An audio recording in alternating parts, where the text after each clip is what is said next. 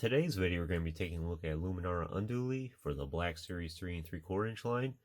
So this is an action figure that I've had in my collection for many years now. I actually got her at the time she was released.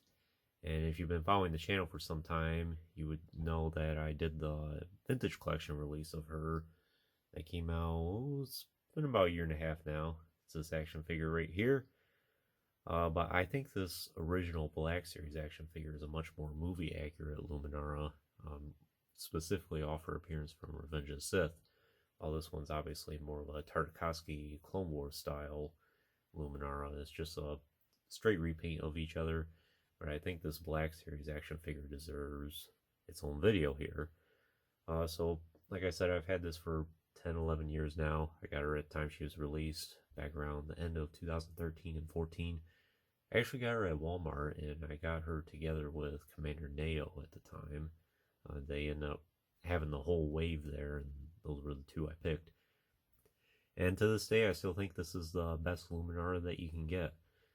There is one from the Revenge of the Sith line, and it was repacked into the Order 66 line with a 2-pack of figures where it came with a Jedi and a clone trooper of some sorts. And I do have that figure as well, and I'll do its own video at some point. And there was also one in the Saga line back in 2002, but that one's more of a statue action figure. But overall, there's really not a whole lot of Luminara action figures. Of course, there's the Clone Wars line one as well, which I do have. So there might be like, what, maybe 4 or 5 different Luminaras out there. And at this point, I have just about all of them, I think. I could probably do its own video at some point. What more can I say about this action figure? I suppose we'll just take a closer look at it. Have her flanked with the 41st Elite core here.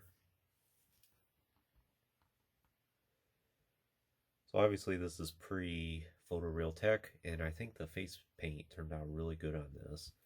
I would argue in some ways the painted face is a little bit better than the photoreal face here. They both look good. I think the tattoo on her chin stands out much better there, but I think her skin tone is much more realistic, I suppose, on this one compared to the Clone Wars figure here.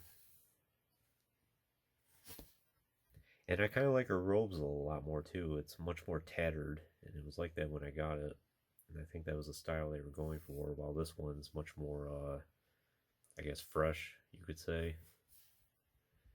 And the cut for her skirt is, or her skirt's much longer on this figure compared to this one, which I kind of like the style of that more.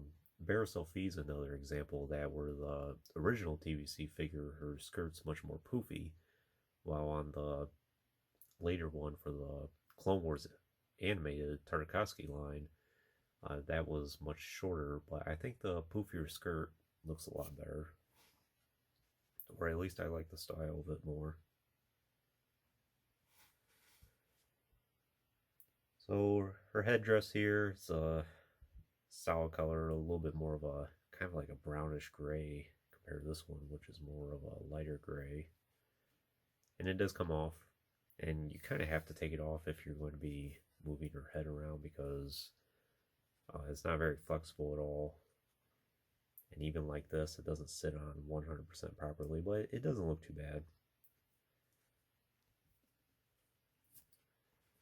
And there's her head sculpt there. I'm not exactly sure if that's really her hairstyle. I don't think we ever really see Luminara without her headdress on. At least none of the media I have seen of her. Maybe in some of the Republic comics, she's shown without it. But that is the hairstyle that Hasbro made for her.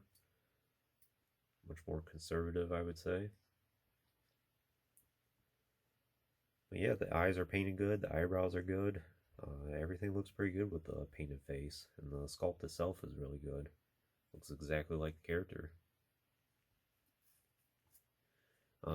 One other thing I'll show is she does have a hood here of some sorts, but it's not very good, I don't think. It doesn't really want to stay on her head too well. I think that's kind of the case with this one as well. And it's not really necessary. I mean, when do we ever see Luminara with just a hood on and no headdress? Doesn't really make sense.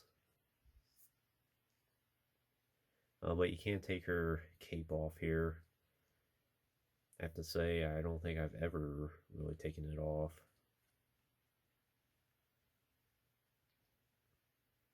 And of course it is very tattered, very frayed at the end. It was like that when I got it. And I think I kind of like the style of that as well, because it shows that she's been in a lot of wars, I would say, or a lot of battles.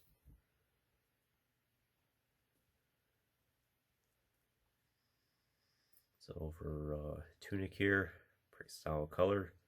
It does look like she has a pendant or some type of necklace around there, or a clasp or something. Looks pretty good.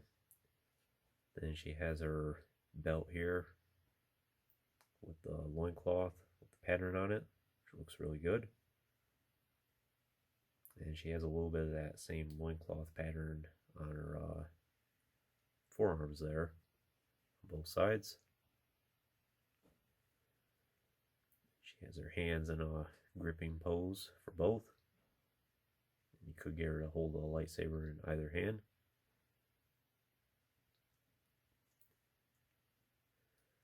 Then her skirt here, and I think her legs underneath, not really a whole lot to say about it. It's just one solid color. No high heel boots or anything like that. I did want to check one thing, just for the articulation, to see if, totally forget if she had hinge tips or not. But yeah, it doesn't look like it.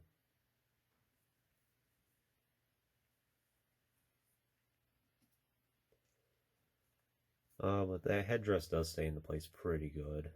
I have heard some people say it's extremely loose on theirs, but I haven't really had a problem, unless you prop her arms up, that is. Otherwise, it seems to stay into place pretty good. So in terms of the articulation, you've kind of seen most of it by now, but she does have the ball joint to head, and shoulders and elbows.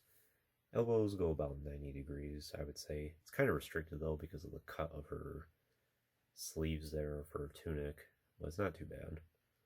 She does have a swivel wrist, and a swivel waist, and swivel hips, and then hinged knees and hinged ankles. So for accessories, she's pretty light on accessories. I suppose you can count her headdress as an accessory, and then her one lightsaber here, which is not very unique at all. Pretty standard hilt. I'm not sure if that's specifically Luminara's hilt. It's pretty generic, I would say. A nice green blade. I would say this is a much lighter green compared to the TBC figure here. But she does not have a unignited hilt at all, and there's nowhere on her belt where you can plug in a lightsaber. And it was the same thing for this figure too. Not the biggest deal in the world, but it would have been nice to have.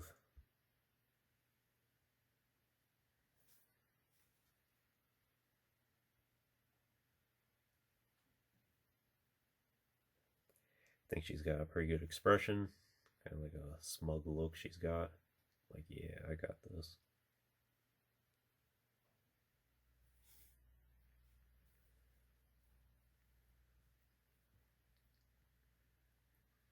Nice folds in the back of her headdress.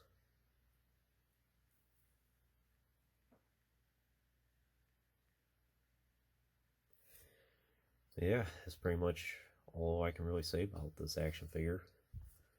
Do a quick comparison here with her TBC counterpart.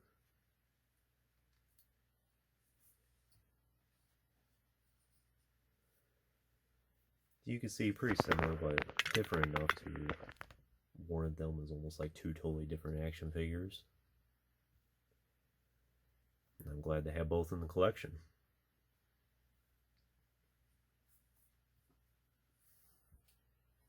And she looks really good with the 41st Elite here.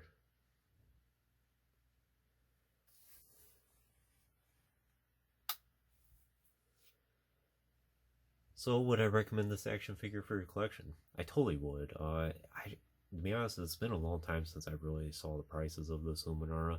I think a lot of the Black Series 3 and 3/4 inch action figures kind of get overlooked.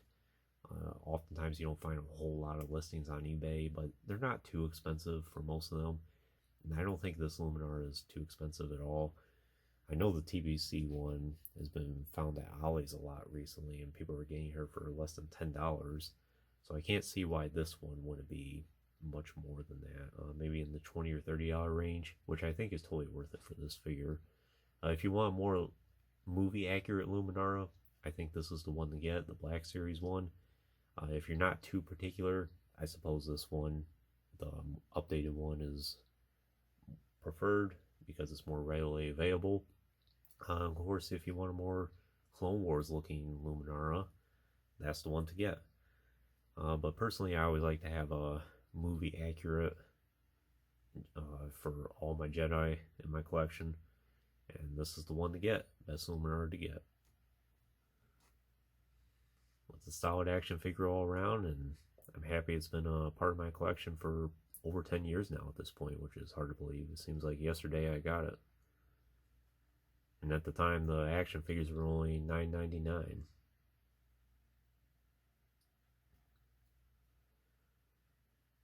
That concludes this review. I hope you enjoyed it. Stay tuned for plenty more reviews in the future. There will always be lots more to come. If you haven't already, please like the video and subscribe to the channel. I always greatly appreciate all your support. And check out some of the links in the description if you haven't done so already. And as always, thanks for watching.